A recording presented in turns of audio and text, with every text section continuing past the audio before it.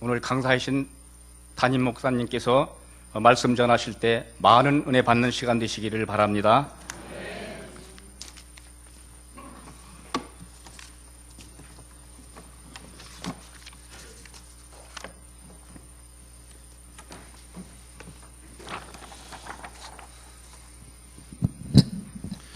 여기 앞자리를 텅 비워놔서 또 누가 앉는 줄 알았더니 천사들이 앉는 자리였나 봐요. 찬양하는 모습 보니까 참 예쁘죠? 우리 학생들 가버렸나요? 아유, 애들이 참 예뻐서 속으로 제가 많이 축복했습니다. 이 아들의 평생의 삶이 하나님 앞에 복된 삶이 되고 귀한 삶 되도록 축복 많이 했습니다. 참 예뻐요. 우리 임마누엘은 우리 볼 때마다 은혜스러운, 참 좋고요. 또 우리 할렐루야도 참 찬양 좋습니다. 학생의 성가대가 왜 안 섰나 모르겠어요.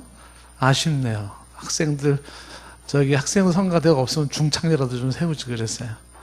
아유, 참. 다음번에는 우리 유치부 성가대도 좀 세우고, 그럼 참 좋겠다는 생각이 들어집니다. 감사합니다. 자, 예배 어떻게 드릴까 이 얘기를 좀 나누려고 하는데요. 우리가 연초이기 때문에 동산교회가 가지고 있는 5가지 목표를 좀 하나하나 생각을 하고 있습니다. 그래서 이제 순서가 돼서 이제 우리가 지난 시간에 못했던 것들, 교제에 대한 얘기도 좀 나눠야 되고 봉사에 대한 얘기도 좀 하고 해야 되는데, 성가대 오늘 헌신 예배이기 때문에 좀 그래도 유사성이 있는 예배에 대한 거를 좀 미리 좀 얘기를 하려고 합니다. 그래서 우리 성가대원들도 예배자의 또 한 사람으로 또 예배를 돕는 사람이기 때문에 예배 어떻게 드릴 것인지 이 내용들을 우리가 좀 생각을 좀 해봤으면 좋겠습니다.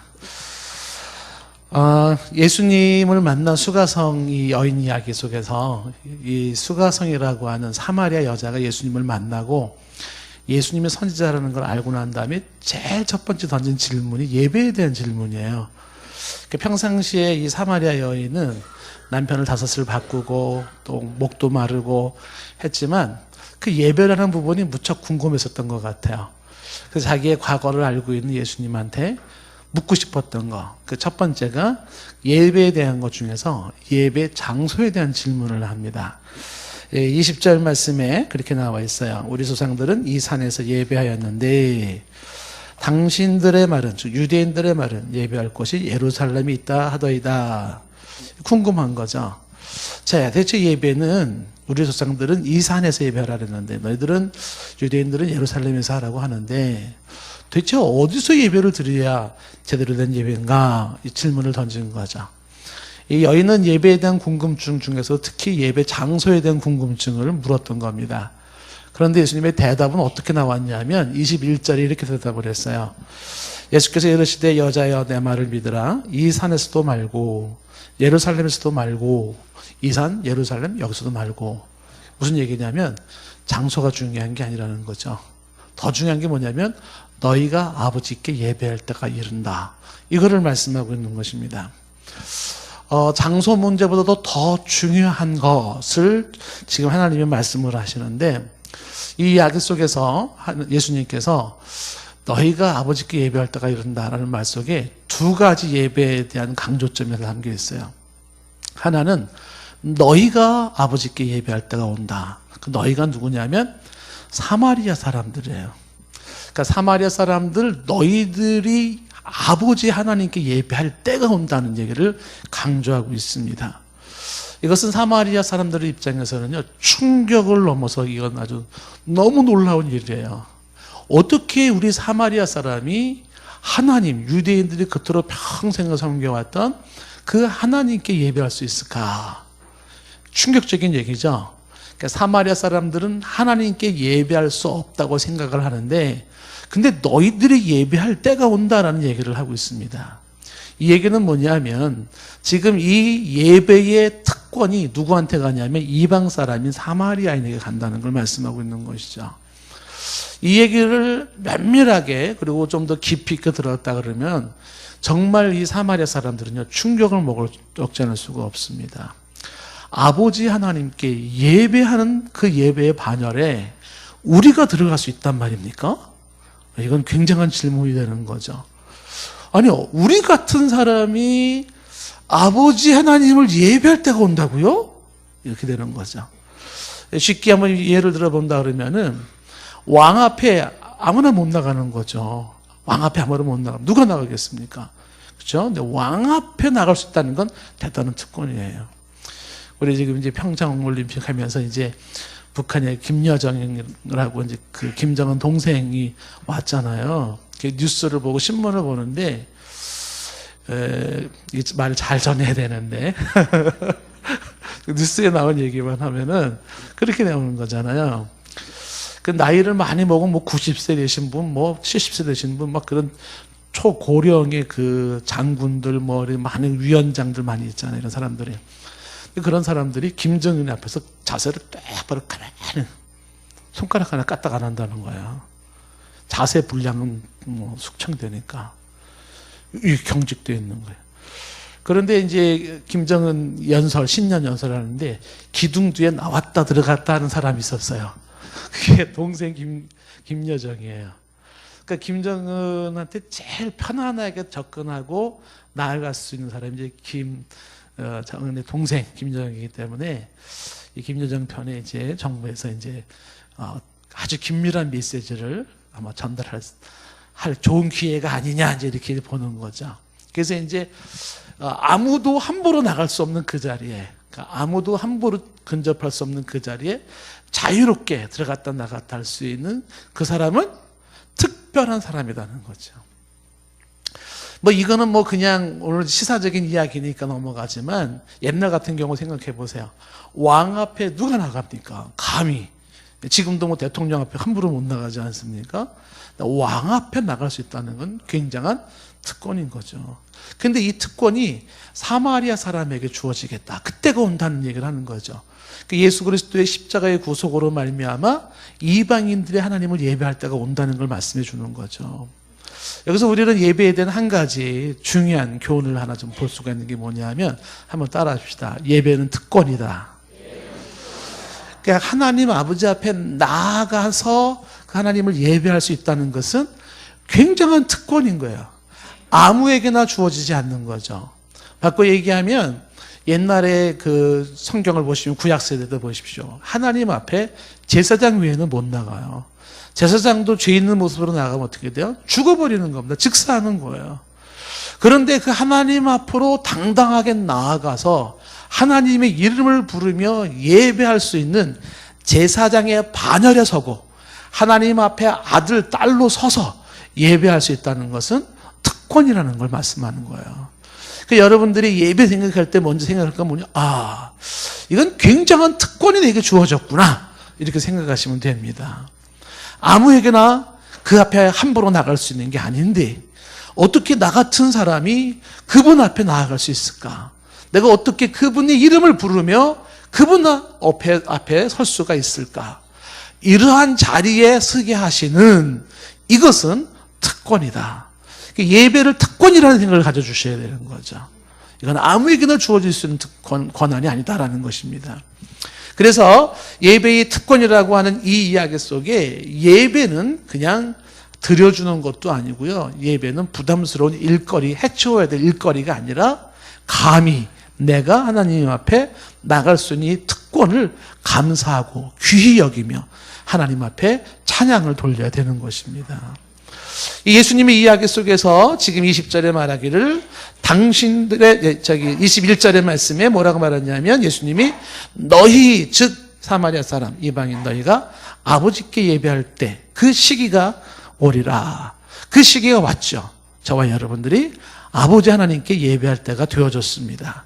이 반열에 들어선 것을 축하드리면서 여러분들은 기뻐하시고 예배드리는 것을 특권으로 여길 수 있기를 바라요.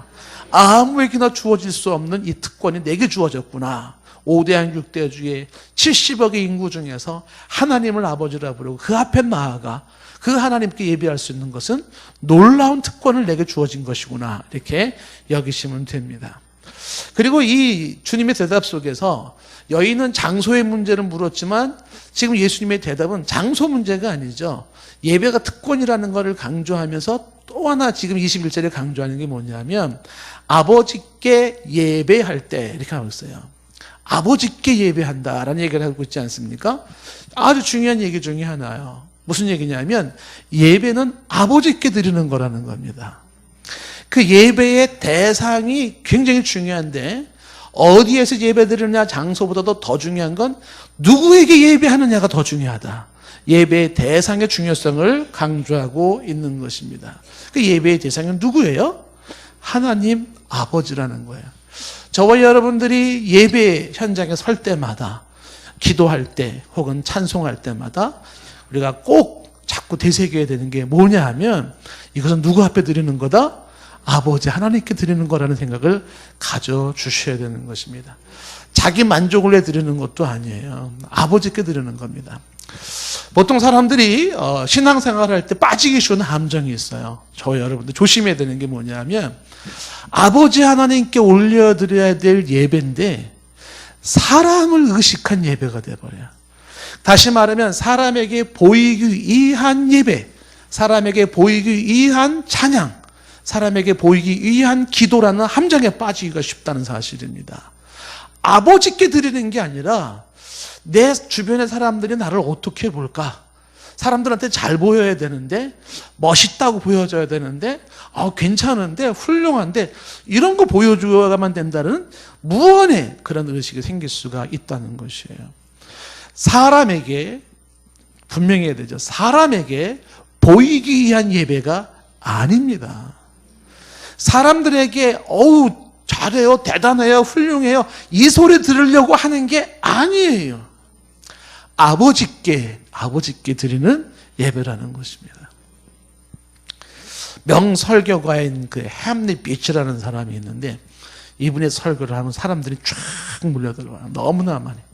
어느 날 사람들이 쫙 몰려왔는데 그날 이 햄릿 비치라는 설교가가 그날 설교를 안 한 거예요. 그리고 이제 다른 사람이 설교를 썼는데 이 다른 사람이 쓴 설교자가 말도 어눌하고 그리고 막 대체 뭔 얘기하는 건지도 모르고 막 그러네요. 그러니까 사람들이 쫙 기대하러 왔다가 보니까 햄릿 비치 설교가 아니네. 그래서 사람들이 한 명, 두 명 막 빠져나가기 시작해요. 이렇게. 그러니까 말이 어눌한 이 설교자가 얼마나 안타깝겠어요. 한마디 딱 했습니다. 뭐라고 얘기를 했냐면 이렇게 얘기를 한 거죠. 여러분 중에서 햄릿 비치 목사님께 예배하러 오신 분들은 가도 좋습니다. 그러나 하나님께 예배하러 오신 분들은 그 자리에 앉아주십시오. 햄릿 비치 목사님께 예배 드리러 온 사람이 있단 말이죠. 가도 괜찮아요. 가도 괜찮아요. 하나님 기뻐하지 않아요. 그러나 하나님께 예배하러 온 사람이라면 앉아주십시오. 사람들이 갔을까요? 앉았을까요? 거기서 가려지는 거죠. 진정한 예배자가 누군지 가려지는 거죠. 사람을 보러 나왔습니까? 사람에게 보이려고 합니까? 그거는 아니라고 하는 것이죠. 이 사람에게 보이려고 하는 이러한 심리가 하나님께 드려진다는 그런 마음가짐보다 더 앞서기가 쉬운 게 보통 우리가 함정이라고 말씀을 드렸지 않습니까? 이 대표적인 사람을 의식하고 사람에게 보이고 사람에게 인정받으려는 이 대표적인 사람이 바리새인들이었었어요. 그게 바리새인의 전형적인 모습입니다. 그 바리새인들의 특징이 뭐냐면 이 사람들은요, 바리새인들은 마태복음 6장 5절에도 나오지만 이 사람들의 특징은 항상 옷을 휘황찬란하게 입어요. 그리고 지나다니면 딸랑딸랑딸랑 소리를 내요. 그리고 이 사람들이 주로 기도하는 걸 어디서 하는 걸 좋냐면 사람들이 많이 모인 회당이나 사거리, 시흥사거리 같은데 여러분 보세요. 쫙 입고서 쫙 나가요. 그 사람들이 많이 모이는 곳에서 가장 우아한 폼을 보이면서 그리고 하나님께 기도를 하는 거예요. 마태복음 6장 5절에 예수님께서 이렇게 말씀하셨어요. 이 사람들을 외식하는 사람이라고 말을 하면서 그들은 중간에 이렇게 되잖아요. 그들은 이 바리새인들은 사람에게 보이려고 회당과 큰 거리 어귀에 서서 기도하기를 좋아하느니라. 내가 진실로 너에게 이르노니 그들은 자기 상을 이미 받았느니라 하죠. 사람에게 보이려고 누구가 그런다고요? 바리새인. 우리의 찬양이 사람에게 보이기를 의식했었다면 바리새인이 우리의 기도가 사람에게 보이기를 원했다면 바리새인인 것이죠. 우리의 예배가 사람에게 보이기를, 그럼 바리새인이라는 것이죠. 예수님께서는 말씀하시기를 이런 바리새인들의 이 교만과 이 위선을 책망을 하시는 것입니다. 사람에게 드리는 예배가 있어요. 사람을 의식한 예배가 있습니다. 찬양도 그렇고 기도도 그러하다는 것입니다. 저와 여러분들은 사람에게 보이기 위한 예배, 사람에게 보이기 위한 찬양, 사람에게 보이기 위한 기도가 아닌 줄로 믿습니다. 이 사람을 의식하고 사람에게 보이려는 그런 예배나 기도와 찬양에 공통적인 점이 있어요. 그게 뭔지 아십니까? 그 기도, 그 찬양, 그 예배의 진정성이 느껴지지가 않아요. 진정성이. 그런 데서는요, 사람의 진심이 통하지가 않습니다. 진실하지 못한 거야. 주님은 그런 사람들을, 그런 예배, 그런 기도, 그런 찬양을 위선이라고 말해요. 한마디로 쇼하고 있네, 이렇게 되는 거예요. 심하게 표현하면 쇼하고 있네. 하나님 기뻐하지 않죠. 하나님이 섭섭하죠. 하나님의 이름은 들먹거리지만 내 마음과 내 중심이 하나님을 예배하는 게 아니에요. 하나님께 드려지는 게 아니에요. 아, 나의 이런 표현, 아, 나의 이런 미사여구, 아, 나의 이런 모습들, 이런 것들을 보면은 사람들이 나를 어떻게 볼까, 어떻게 칭찬할까, 이런 것들. 그러니까 이러한 바리새적인 그런 모습 속에는요, 간절함도 없죠, 진실함도 없죠, 어떤 그 절절함도 없습니다. 그래서 한편으로는 잘했어요 라는 박수를 받을지 모르지만 영혼을 터치하는 감동은 없는 거예요. 예. 누구를 예배하는가? 질문을 던져야 됩니다. 우리 모두가. 내가 지금 누구를 예배하는가? 내가 지금 누구를 찬양하는가? 찬양대원도 질문 던지셔야 돼요. 누구를 찬양하는 것인가? 질문을 던져야 됩니다. 하나님께 대한 집중, 하나님께 대한 갈망, 하나님께 대한 사모함, 이것이 필요한 것입니다. 미가 선지자가 굉장히 마음에 드는 게 바로 그런 것 때문에 그러는 거예요. 미가 선지자가 내가 무엇을 가지고 여호와 앞에 나아가며 높으신 하나님을 경배할까? 미가 선지자의 숭고한 고민, 그 숭고한 고민은 내가 무엇을 가지고 여호와 앞에 나아가며 높으신 하나님을 경배할까? 내가 번제물 된 1년 된 송아지를 가지고 그 앞에 나아갈까? 여호와께서 천천의 수양과 만만의 강수 같은 기름을 기뻐하실까? 내 허물을 위해서 내 마다들을 내 영혼의 죄로 말미암아 내 몸의 열매를 드릴까? 하나님 뭘 기뻐하시지? 하나님은 뭘 원하시지? 이 숭고한 고민이 진정한 예배자의 고민이어야 한다는 것이죠. 내가 무엇을 가지고 여호와 앞에 나아가며 높으신 하나님께 경배할까? 고민. 바리새적인 모습이 아니에요. 하나님, 뭘 기뻐하시나요? 내가 이렇게 나가면 기뻐하실까요? 내가 이렇게 하면 하나님께서 좋아하실까요? 그 하나님을 기쁘시게 하기를 원한다는 그것이 뭐예요? 하나님께 드려지는 예배의 모습이죠. 우리의 예배가, 우리의 찬양이, 우리의 기도가 그렇게 되기를 원해요. 오늘 말씀 속에서 이 예배를 얘기할 때 예배는 말이죠, 특권이면서 동시에 예배는 아버지께 드린다는 걸 강조를 하죠. 그리고 예배에 대해서 오늘 얘기할 때 22절에 보면 세 번째 이런 얘기, 22절에 너희는 알지 못하는 것을 예배하고 우리는 아는 것을 예배하니 이는 구원이 유대인에게 남이라. 너희는 알지 못하는 것을 예배한다 그랬잖아요. 뭘 강조하고 있냐면 세 번째 강조하는 것이 뭐냐면 예배는 제대로 드려야 된다는 거예요. 그 예배는 제대로 드려야 한다는 게 알고 드려라 그런 뜻입니다. 모르고 드리지 말고 알고 드려라 하는 것이죠. 그러니까 예배를 모르고 드리는 예배는 뭐냐면 맹목적인 예배고 무의미한 예배예요. 이게 사마리아인들의 예배의 특징이었었어요. 사마리아인들은 예배의 본질도 모르고 예배의 의미도 모르고 예배가 누구한테 어떻게 드리는 건지도 전혀 모르는 게 그들의 예배 스타일이에요. 그래서 사마리아 사람들의 예배는요, 굉장히 정열적으로, 감성적으로 춤을 추면서 고조된 목소리로 그렇게 예배를 드리는데 그건 다 자기 카타르시스를 경험하기 위한 것이었어요. 그리고 그렇게 흘러왔던 의례적인 모습들, 마치 민속 전통 춤추듯이 그렇게 춤추는 예배들, 조상들이 그렇게 해왔기 때문에 그렇게 예배를 해오는데 이것이 금송아지한테, 이것이 뭐 다른 우상 숭배한테 상관이 없는 거죠. 그게 사마리아인들의 예배였습니다. 왜 예배를 드리는 건지, 누구에게 예배를 드리는 건지, 어떤 자들이 어떤 자세로 드려야 되는 건지 상관이 없었던 게 사마리아 사람들의 예배의 모습이었었어요. 예배는 그렇게 드리는 게 아니라는 거예요. 알고 드려라, 제대로 드려라 라고 말하는 것입니다. 이 사마리아 사람들이 이런 엉망진창에 막 나가는 예배가 이게 전통이었습니다. 우리가 새벽마다 말씀을 공부하면서 알지만 이게 어디서부터 시작됐냐면 남북이 갈라질 때부터, 북이스라엘이라는 한 나라가 생기면서부터 그 북이스라엘의 초대 왕이었던 여로보암 때부터 나온 게 이 사마리아의 이 막 나가는 예배가 된 거예요. 나라가 분열되고 이스라엘에서 여로보암이 가장 큰 실수가 뭐냐면 예배의 실패예요. 예배의 실패.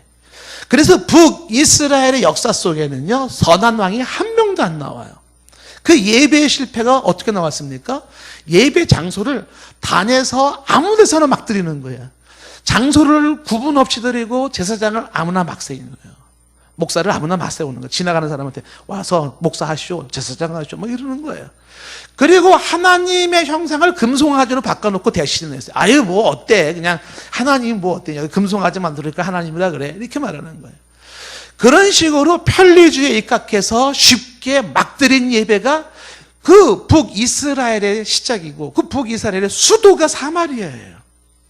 그것이 전통적으로 쭉 내려왔어요. 그러니까 유대인들이 봤을 때는 이 꼴이 웃기는 꼴인 겁니다. 저것도 예배라고, 명색이. 그러면서 지 좋을 대로 그냥 막 그러고 있는 거죠. 주님이 말씀하시는 건 예배는 그게 아니라는 거죠. 모르고 그렇게 막 드리는 예배가 아니다. 알고 제대로 드려야 된다라는 것입니다. 이 예배의 실패가, 북이스라엘, 사마리아를 중심으로 한 북이스라엘의 예배의 실패가 곧 하나님과의 관계의 실패고 삶의 실패로 이어진 거예요. 왜 그쪽 나라는 그렇게 막 죄가 많고 만연했는가? 왜 그 나라는 그렇게 빨리 망했는가? 예배의 실패가 곧 하나님과의 관계의 실패로 이어졌고, 그 하나님과의 관계의 실패가 삶의 실패로, 일상의 실패로, 온갖 죄악으로 만연할 수밖에 없었다는 것입니다. 예배의 모양은 있지만 예배의 내용이 없었던 게 바로 사마리아 사람들의 예배였었습니다. 경건의 모양은 있지만 경건의 능력이 없었던 것입니다. 22절 말씀에서 예수님이 말씀하시기를 너희가 알지 못하는 것을 예배하고 우리는 아는 것을 예배한다. 그러면서 구원이 유대인에게서 난다는 걸 얘기하잖아요. 그 예배의 문제는 구원의 문제를 해결하는 데서부터 시작된다는 거예요. 메시아를 통하여서 구원의 문제가 해결되지 아니하고는 하나님 앞에 나갈 수도 없고 하나님 앞에 드려지는 그 어떤 것도 하나님께 연락될 수도 없다는 것입니다. 예배를 알고 드린다라고 하는 것은 또 어떤 의미가 담겨 있냐? 바로 이거죠. 나와 하나님과 관계 속에 다리를 놓아주신 예수 십자가 사건이에요.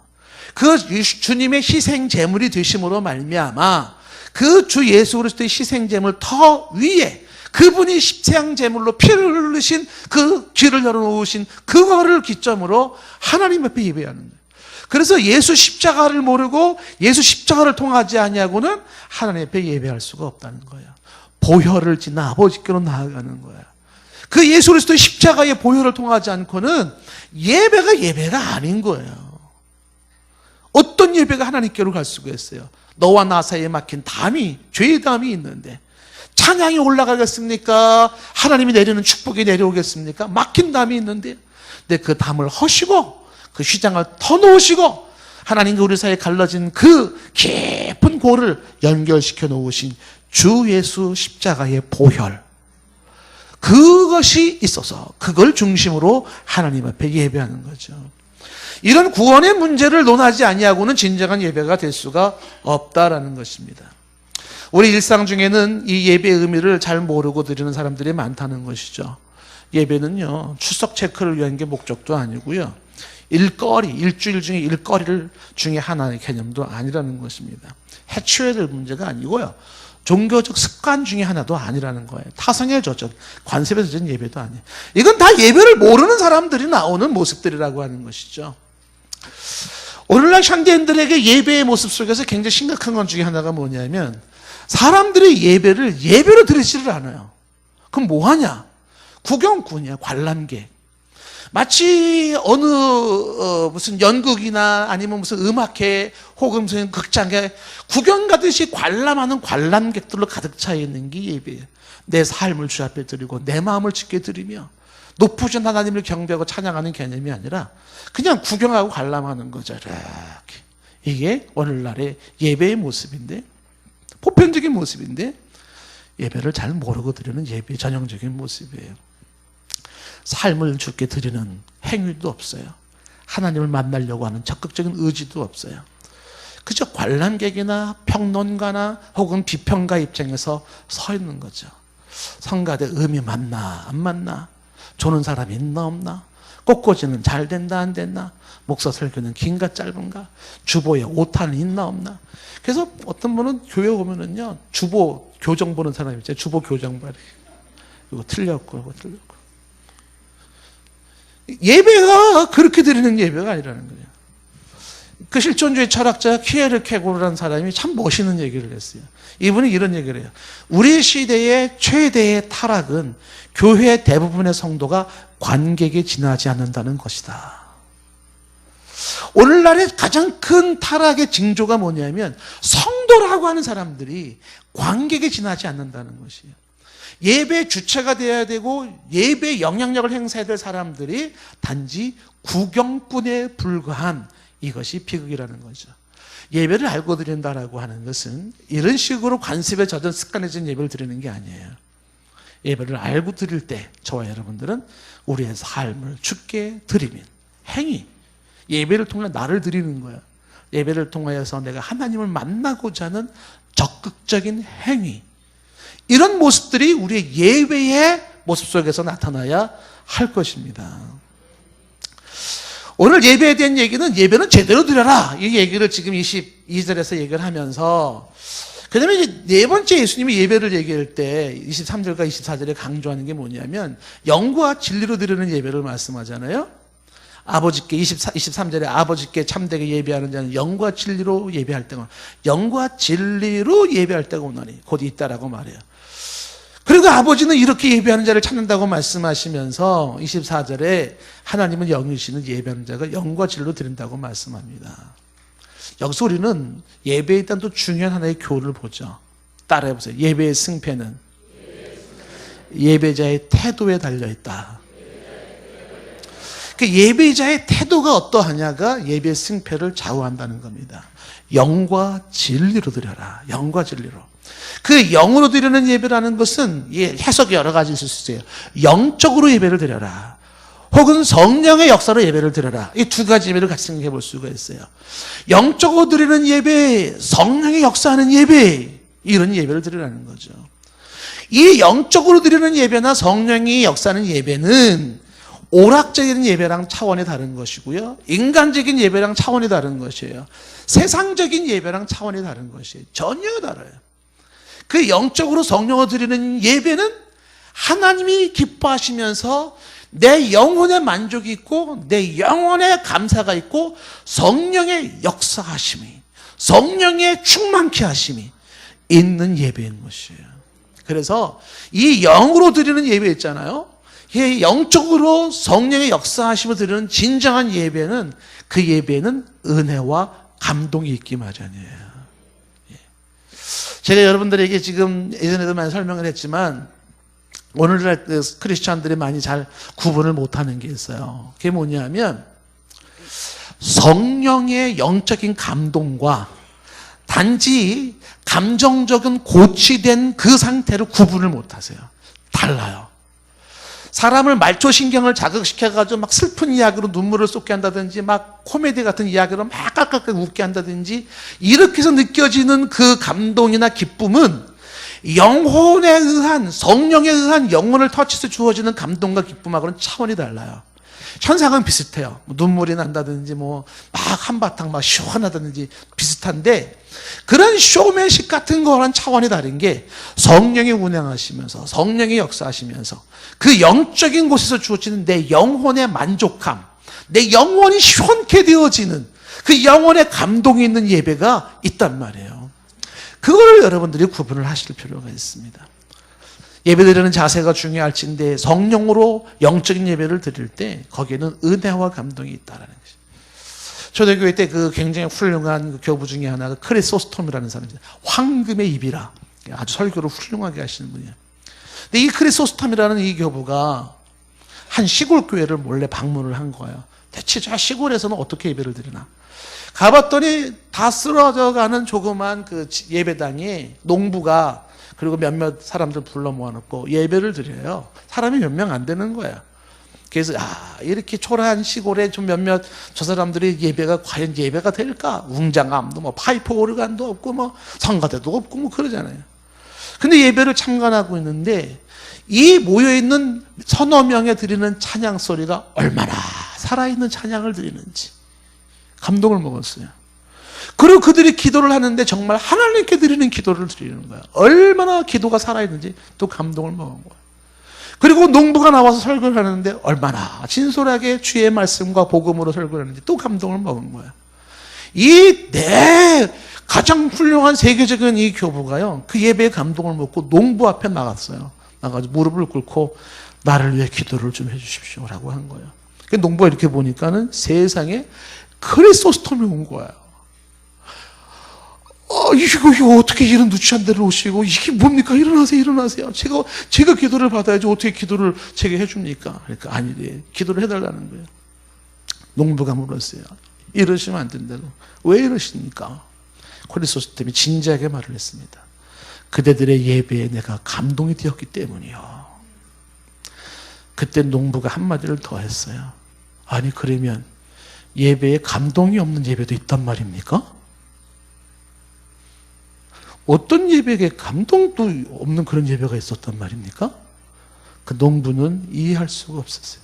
어떻게 죄인이 십자가의 보혈을 통하여 하나님을 예배하는데 어떻게 감동이 없고 어떻게 은혜가 없을 수가 있겠는가 말이죠.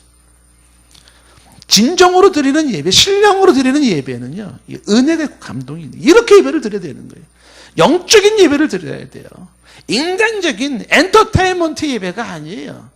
성령이 운행하시고 복음이 살아있고 십자가의 복음이 살아있고 하나님이 하나님으로서 임재와 두려움이 있는 예배를 드리는 거예요. 예전에 제가 한 여고생이 쓴 편지를 읽으면서 제가 충격을 먹은 게 있어요. 그 편지 내용을 제가 가져오지 않았지만 그 편지 내용 요지는 이런 거예요.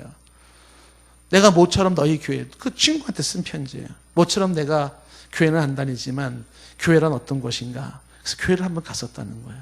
갔는데 교회에서 드리는 학생들이 예배 드리는 태도가 장난치고 킥킥대고 이런 모습들, 그런 예배가 예배답지 않은 모습을 보고서 얘가 장문의 편지를 쭉 쓴 거예요. 나는 신앙은 없지만 그래도 뭔가 있을까 싶어서 갔었다는 거죠. 그런데 내가 실망을 너무 많이 했다는 거야. 그 결단을 했다는 거야. 자기는 다시는 교회는 안 가겠다 결단했다는 거예요. 이유는 죽어있는 너희들의 예배를 보고 나는 다시는 교회를 안 가기로 했어 라는 결단을 편지를 쓴 거예요. 충격이에요, 충격. 어떻게 예배를 그렇게 들 수 있겠는가라는 것이죠. 그래서 예수님께서 말씀하는 거는 예배 승패는 예배자의 자세와 태도인데, 예배자가 어떤 자세로 어떤 태도 드리는가, 신령과 진정으로라고 할 때 그 신령이 바로 영적으로라고 하는 것이 바로 그렇죠, 영적인 예배, 성령의 역사 있는 예배죠. 그리고 진정한 예배라는 것이 뭐냐면 이것도 두 가지입니다. 진리의 말씀으로 드린다는 의미가 있고 정성으로 드린다는 의미가 있어요. 그래서 진리의 말씀으로 예배를 드리고 진정으로 드린다는 건 정성 들인 예배를 드리는 걸 말하는 거예요. 예배의 은혜는 준비된 정성과 비례해요. 얼마나 예배를 준비했는가, 얼마나 예배를 마음으로 준비했는가? 기도로 준비했는가? 이것과 비례한 모습이죠. 한번 따라해주세요. 공들이지 않은 예배에 하나님은 감동하지 않는다. 바꿔 얘기하면요, 공들인 예배에 하나님이 감동해요. 이게 지성이면 감천이라는 말의 의미도 같은 말입니다. 하나님께서는요, 정성을 들이고 공을 들인 것만큼 감동을 하시게 되어 있어요. 아이고, 어찌 뭐 그런 식으로 공을 들이고 어떻게 그런 식으로, 그 비난하면 안 돼요. 아무리 초라한 모습이라 할지라도 그 사람의 진정에 담겨 있는 공들인 예배의 모습이라 하면요, 그건 귀한 모습이에요. 예. 제가 한 번은 이제 여러분 누가 이걸 보내줘. 저한테는 막 이런 거 보내주는 사람이 많아요. 뭐 유튜브 막 이런 거 보내주는 사람이 많은데, 브라질에서 그 예배 현장에 거지가 한 명 들어온 거예요. 거지가 들어왔는데, 이 거지가 자꾸 앞으로 나오려고 그래. 목사님 설교하는데. 그 앞에 앉은데, 목사님 설교하려고 하는데, 이 거지가 가만히 있지 않고 말도 어느라고 태도도 이렇게 좀 정상이 아닌데, 자꾸 단성으로 올라오는 거예요. 그 사람들이 만류했죠. 그러니까 이 남루한 이 사람이 단상에 자꾸 올라오려고 그러니까 목사님이 올라오라 그랬어요. 예배 도중에. 그런데 이분이 목사님 마이크를 뺏는 거예요. 근데 그 목사님도 마음도 좋죠. 마이크를 줬어요. 근데 거지가 찬양을 불러요. 찬양을. 말 발음도 시원치 않은 사람 찬양을 부르는데, 그 거지의 찬양이 그 교회 성도들의, 보아하니까 한번 200~300명 모인 것 같아요. 성도가 뒤집어졌어요. 눈물을 쏟으면서 막 사람들이 자리에 앉아있지를 못하고 일어나가지고 감동이. 거지의 모습일지라도 그 거지가 공들인 예배를 드린다면 나무랄 수가 없어요. 그 정성을 드린 그 예배이죠. 그래서 이 예배는 공들인 것만큼, 정성 들인 것만큼 하나님이 감동한다는 거예요. 여러분, 지금 오늘 본문 말씀에 보시면은요, 하나님의 영이시는 예배하는 자가 신령과 진정으로 예배할지니라, 이런 식의 나오죠. 찐이라, 뭐뭐하니라. 여기 많이 나오는 단어가요, 영어에 must예요. 해야만 한다, 해야만 한다, 이렇게 막 나오는 거예요. 반드시 그렇게 드려야 돼요. 공을 드려야 돼요, 공을. 정성을 드려야 돼요. 그게 필요하다는 거죠. 주일에 이렇게 꼬마 하나가 말이죠. 교회는 가긴 가야 되는데, 얘가 예배 시간 다 됐는데 꼼지락 그러다 보니까 시간은 다 됐네. 그러니까 그냥 팍팍 일어나가지고 막 교회를 뛴 거예요. 뛰면서 막 헉헉대면서, 하나님 우리의 기도를 들으시고 응답하신 하나님, 지각하지 않게 해주십시오. 지가 늦게 나와놓고서 지각하지 않게 해주십시오. 믿습니다. 그리고 막 뛰다가 꽈당 넘어진 거야. 얘가 꽈당 넘어지고 일어나서 하는 말이, 하나님 그렇다고 밀 거는 없잖아요. 하나님이 자기를 밀어대는 거죠. 아니, 진작 나와야지. 주일 예배 시작은 월요일부터 준비하는 거야. 내일 아침부터 다음 주일 예배를 준비하는 거예요. 그렇게 공들인 예배를 해야 된다라고 하는 것입니다. 공들인 예배를 위해서 지각결석을 하지 않는 것이 공들인 예배의 한 모습이기도 해요. 지각하지 않고 결석하지 않는 것입니다.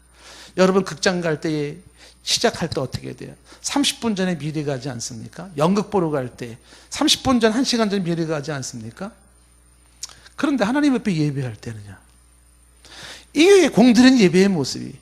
어떤 분은 36년간을 교회를 빠지지 않고 교세했던 분, 지미 카터도가 얼마나 훌륭합니까? 노선버스 기사하시는 분은요, 주일 한번 빠지지 않고 그 30여 년 동안을 계속 교회에 출석했었던 이야기, 영락교회. 감동적인 거죠.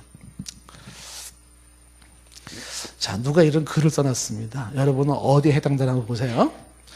연 같은 신자, 연. 하늘에 날린 연 같은 신자. 실을 붙들고 있지 않으면 소리 없이 사라지듯이 사라지는 신자. 연 같은 신자. 붙잡아 주지 않으면 언제 없어져 그래. 고양이 같은 신자. 줄곧 토닥거려 주어야만 하는 신자.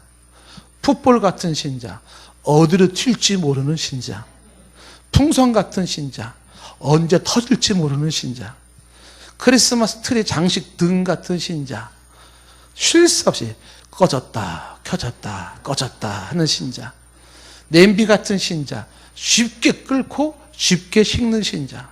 종이 신자. 비만 오면 교회를 안 나오는 신자. 벙어리 신자. 기도만 시키면 말을 못하는 신자. 핸드폰 신자, 예배 중에 핸드폰으로 문자를 주고받는 신자, 운동선수 신자, 교회 체육대회 때만 나오는 신자, 연애 신자, 이성 신자와 데이트하게 나오는 신자, 상업 신자, 신자들을 대상으로 물건을 팔려고 나오는 신자, 시험관 신자, 예배 시간에 시험 점수 매기는 신자, 주랭랑 신자, 예배가 끝나자마자 쏜살 같이 도망가는 신자, 칠면조 신자, 교회 올 때마다 옷을 바꿔 입으며 자랑하는 신자, 독창 신자, 찬송을 할 때 자기 혼자 큰 목소리로 목창을 높이는 신자. 누가 참 많이 써놨어요.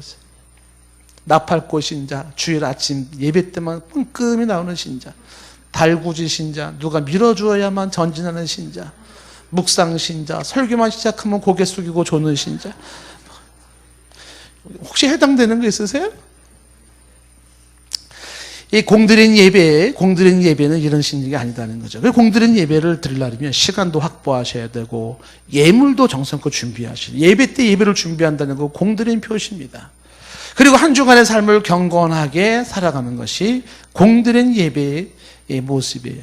예배가 삶이고 삶이 예배로서 평상시에 일상의 경건한 삶이 드리는 예배에 그 예배에 거기에 제대로 된 예배가 나온다는 것입니다.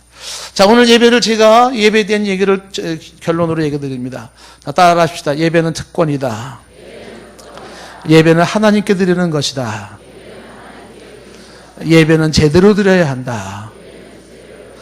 예배의 승패는 예배자의 태도에 달려있다. 공드린 예배에는 은혜와 감동이 있다. 다시, 영적인 예배에는 은혜와 감동이 있다. 공드린 예배에 하나님은 감동하신다. 오늘 23절 말씀 보시고 설교를 맺겠습니다. 23절에 보시면은요, 이렇게 되어 있죠. 맨 끝에 보시면, 아버지께서는 자기에게 이렇게 모하는 자를, 예배하는 자들을 모하시느니라, 찾으시느니라. 하나님은 지금도 5대양 6대 주셔서 사람을 찾고 있어요. 누구를 찾을까요? 이렇게 예배하는 예배자를 찾고 계시는 것이에요. 예배 환경을 찾으시는 하나님이 아니시고 예배 인도자를 찾고 계신 하나님이 아니에요. 예배 시간대를 찾고 계신 하나님이 아니라 지금 얘기했던 이런 예배를 제대로 드릴 수 있는 예배자를 찾고 계셔요. 그런 하나님이 찾고 있는 예배자가 우리의 모습이기를 원합니다. 기도하겠습니다. 하나님께 간구합니다. 평생의 예배에 실패하지 않게 하옵시고 예배에 성공하는 자들 되게 하옵소서. 이 은혜를 우리에게 부어 주시옵소서. 예수님의 이름으로 기도드리옵나이다.